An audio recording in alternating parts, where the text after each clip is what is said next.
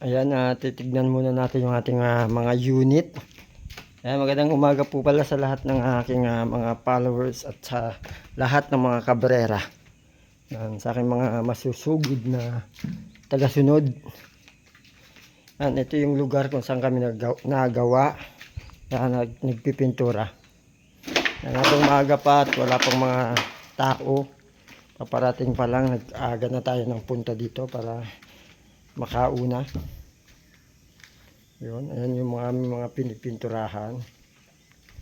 So, kapraso na lang. Finish na.